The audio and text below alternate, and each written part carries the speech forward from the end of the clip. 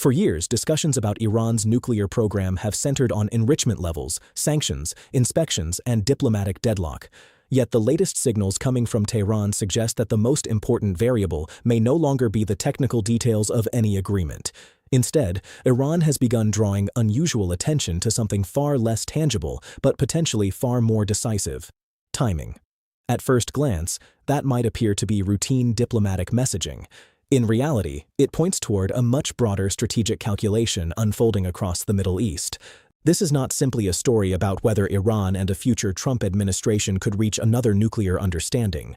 It is a story about why Tehran now believes that the clock itself has become a strategic asset. Every month that passes changes military balances, economic pressures, alliance structures, and political incentives. Negotiation timelines are no longer just diplomatic schedules. They have become instruments of leverage. Iran's recent emphasis on timing raises an important question. Why would a government that spent years projecting patience suddenly discuss shrinking windows of opportunity? The answer lies beyond the negotiating table. It reaches into the credibility of American deterrence, the effectiveness of sanctions, the evolving security partnerships between Israel and Arab states, and the growing influence of outside powers seeking to reshape the regional order. Public debate often reduces nuclear diplomacy to a familiar cycle of threats, talks, and temporary agreements. But beneath those headlines sits a more complicated reality. Governments rarely negotiate only over technical limits or economic relief. They negotiate within shifting strategic environments, where perceptions of strength and weakness matter as much as the formal terms of any agreement. In that context, the timing of negotiations can become just as important as the negotiations themselves. Iran's latest messaging therefore deserves closer examination. Rather than viewing its statements as isolated diplomatic rhetoric, this documentary explores what they reveal about Tehran's assessment of changing geopolitical conditions. Why discuss timelines now? What pressures have intensified? Which opportunities appear to be closing? And how do rival regional actors interpret these signals? The answers extend well beyond Washington and Tehran. Israel continues to weigh military options against diplomatic risks. Saudi Arabia balances security concerns with broader regional ambitions. European governments seek stability while preserving non-proliferation frameworks. China has expanded its diplomatic and economic footprint across the region, introducing new calculations into an already complex strategic landscape. Each actor views the negotiation timeline through a different lens, yet all recognize that delays and acceleration carry consequences. Perhaps most importantly, Iran's focus on timing suggests that this is not merely about the length of a presidential term or the personality of a particular American leader. It reflects a perception that the broader strategic environment is changing in ways that may not remain favorable indefinitely.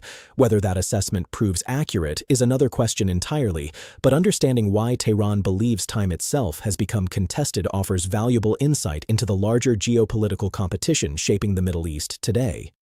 As we examine these developments, the central issue becomes less about whether negotiations will occur and more about why every side appears increasingly concerned with when they occur, because that distinction may reveal far more about the region's future than the next round of diplomatic headlines ever could. 2. Objective. By the end of this documentary, one conclusion should become unmistakably clear. Iran's recent emphasis on negotiation timelines is neither a sudden concession nor an admission of strategic defeat. It is a calculated attempt to reshape the diplomatic battlefield by redefining how every major actor measures risk, opportunity, and leverage. Rather than asking whether Tehran will negotiate, viewers should understand why the timing of negotiations has become inseparable from shifting military balances, economic resilience, and regional competition. The calendar now intersects with missile capabilities, sanctions endurance, alliance formation, and technological progress, making every delay or acceleration strategically meaningful. Another objective is to reveal how Iran's public messaging reflects multiple layers of pressure operating simultaneously. International sanctions continue to constrain economic performance. Domestic political expectations remain difficult to manage. Regional rivals adapt their security strategies, and advances in surveillance, missile defense, and nuclear monitoring continually reshape the available choices. Tehran must calculate against all of these factors, not merely American statements. The documentary also aims to explain why both accepting and rejecting Trump's preferred negotiation timeline can serve Iranian interests under different circumstances. Accepting talks might ease economic pressure, reduce diplomatic isolation, or influence international perceptions. Rejecting externally imposed deadlines, however, can reinforce domestic legitimacy, preserve bargaining leverage, and signal resilience to regional competitors. Neither path automatically represents strength or weakness. Each depends upon broader strategic conditions. Viewers should further understand that this negotiation dynamic exposes important limitations in every major policy available to outside powers. Maximum pressure can impose genuine costs without necessarily producing immediate political outcomes. Military threats may strengthen deterrence while simultaneously encouraging greater investment in asymmetric capabilities.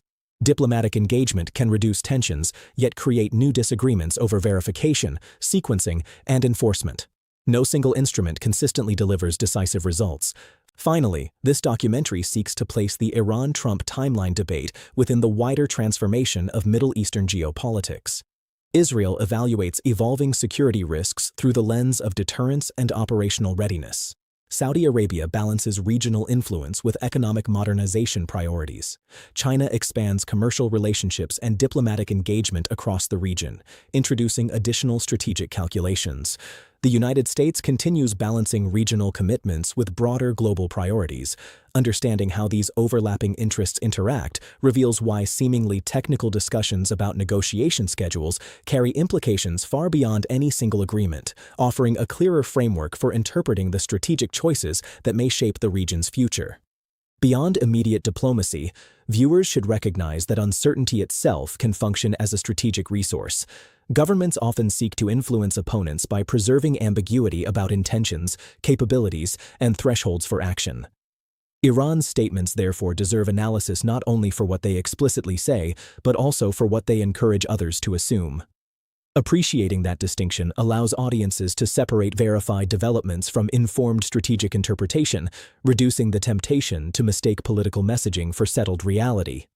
That perspective becomes essential for understanding every chapter that follows, where competing narratives and evolving incentives repeatedly intersect with real constraints, calculated risks, diplomatic signaling, and the enduring pursuit of strategic advantage ahead. Section 1. Cold Open/Hook. For years, Iran projected a simple message to the outside world: pressure would not dictate its decisions. Sanctions tightened, military threats intensified, and successive American administrations attempted to alter Tehran's calculations. Yet Iran consistently portrayed time as its greatest strategic advantage, insisting that patience would outlast political cycles in Washington. That is precisely why its recent emphasis on Donald Trump's negotiation timeline deserves far more attention than the headlines have given it. At first glance, the message appears straightforward. Iranian officials have suggested that the duration and reliability of any future agreement cannot be separated from the political realities of an American presidency. Many observers interpreted those remarks as routine skepticism, reflecting concerns that another agreement could unravel as previous arrangements did. But stopping the analysis, there misses the deeper strategic story. The real question is not why Iran doubts American commitments. That concern has existed for years. The more revealing question is why Tehran has chosen to make timing itself a central part of the conversation. Governments rarely elevate a negotiating variable unless they believe it changes the balance of leverage. In this case, Iran is signaling that the calendar has become almost as important as the substance of any deal. That creates an unexpected contradiction. If Tehran truly has no interest in renewed negotiations, why discuss sequencing, political timelines, and the durability of future commitments at all? Conversely, if it genuinely seeks an agreement, why frame the discussion around constraints instead of opportunities? Those seemingly contradictory messages point toward a calculation that extends well beyond diplomacy. The regional environment has also changed in important ways. Military developments, evolving security partnerships, shifting economic relationships, and new diplomatic alignments have altered the strategic landscape surrounding Iran. None of these developments alone explains Tehran's recent rhetoric. Together, however, they suggest that the costs and benefits of waiting are no longer as predictable as they once appeared. That is why Iran's references to Trump's timeline should not be viewed simply as diplomatic positioning. They may instead represent an attempt to shape expectations before negotiations even begin, influencing how adversaries, partners, and observers interpret the narrowing space for strategic maneuver. In other words, Tehran is not merely reacting to Washington's timetable, it may be trying to turn that timetable into leverage of its own. This raises a deeper question. Is Iran responding to mounting pressure, or has it identified a closing strategic window that others have underestimated? The distinction matters because it changes how every subsequent move should be interpreted. What appears to be caution could actually be confidence. What sounds like hesitation could be an effort to accelerate decisions by everyone else. Most analysts have focused on whether talks might resume. Far fewer have asked why the discussion suddenly revolves around time itself. That overlooked detail points toward three strategic developments unfolding simultaneously, each reshaping Iran's calculations in ways that extend far beyond the negotiating table. Before we can decode what Tehran is really signaling, however, we need to understand exactly what brought nuclear negotiations back into serious discussion after years of apparent diplomatic paralysis. Section 4. The Hidden Strategic Story. The shift in Iran's public discussion of negotiation timelines begins to make sense only when three separate developments are viewed together. None of them alone explains Tehran's changing rhetoric. Combined, however, they reveal why time itself has become a strategic variable rather than a diplomatic detail. The first development concerns Israel's evolving military capabilities. For years, Iran relied on depth, dispersion, and hardened facilities to complicate any potential strike against its nuclear infrastructure. Those protections remain significant, but military technology, intelligence collection, and operational planning have also advanced. Israel has invested heavily in long-range strike capabilities, aerial refueling, precision targeting, and intelligence networks designed to improve its ability to threaten deeply buried facilities. Analysts continue to debate the effectiveness of any unilateral strike, particularly against the most heavily fortified locations, yet Tehran cannot ignore that the military balance has shifted. Every expansion of Iran's nuclear program increases both its leverage and the perceived urgency among opponents. That creates a narrowing space in which diplomacy may still appear preferable to military escalation. The second development is economic rather than military. China remains one of Iran's most important strategic partners, purchasing energy and supporting broader regional engagement. Yet Beijing also maintains extensive economic relationships with Gulf states and operates within a global financial system influenced by American sanctions. Even when political leaders express support for closer cooperation, many Chinese companies remain cautious about exposing themselves to secondary sanctions or heightened legal risks. Large infrastructure, transportation, and energy investments require predictable financial conditions and confidence that projects can proceed without constant disruption. From Tehran's perspective, prolonged uncertainty carries an opportunity cost. While Iran seeks deeper economic integration with China, Saudi Arabia and the United Arab Emirates also compete aggressively for Chinese investment. Time therefore affects not only diplomacy, but access to long-term economic partnerships capable of strengthening Iran's future resilience. The third development is perhaps the most paradoxical. Iran has significantly expanded its nuclear knowledge, advanced centrifuge technology, and uranium enrichment capabilities beyond the limits established under the previous nuclear agreement. These advances provide bargaining power and shorten potential breakout timelines, but they also introduce diminishing strategic returns. Remaining below weaponization preserves ambiguity while avoiding some of the consequences associated with openly developing a nuclear weapon.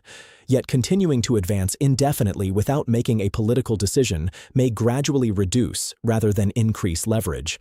Additional technical progress could heighten external pressure without fundamentally changing Iran's negotiating position. That leaves Tehran confronting increasingly difficult choices about how far its nuclear strategy should go. Viewed separately, these pressures appear manageable. Viewed together, they converge into a far more consequential calculation. Military risks are evolving, economic opportunities are time-sensitive, and technological progress cannot indefinitely substitute for political decisions. That convergence helps explain why Iranian officials increasingly discuss timing alongside substance.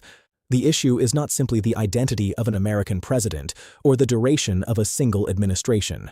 It is that multiple strategic clocks may now be ticking simultaneously, each narrowing Iran's room for maneuver and forcing decisions that could reshape both its regional position and the broader Middle Eastern security landscape in the years ahead. Section 5. Why this changes everything. Iran's renewed emphasis on negotiation timelines matters because its consequences extend far beyond the nuclear file itself. Whether negotiations ultimately succeed or fail, the strategic calculations now unfolding are already reshaping the regional balance of power. The discussion is no longer simply about centrifuges, sanctions, or inspection regimes. It is about how every major actor in the Middle East is reassessing long-term security in an environment where time has become a strategic resource. For Israel, the implications are profound. Its security doctrine has long been built around preventing Iran from acquiring a military nuclear capability. That objective has influenced intelligence priorities, military modernization, missile defense investments, and closer security cooperation with several Arab states. A negotiated agreement that temporarily limits Iran's activities while leaving much of its scientific expertise and industrial infrastructure intact presents a different strategic challenge than one resolved through military action. Rather than eliminating uncertainty, such an outcome could transform it into a long-term management problem requiring continuous vigilance. Saudi Arabia faces an equally complex calculation. Riyadh has pursued military modernization, expanded diplomatic engagement, and explored new regional partnerships while monitoring Iran's trajectory. If Washington and Tehran move toward a more stable relationship, Saudi leaders must decide whether to deepen their own accommodation with Iran, strengthen alternative partnerships, or accelerate independent strategic capabilities.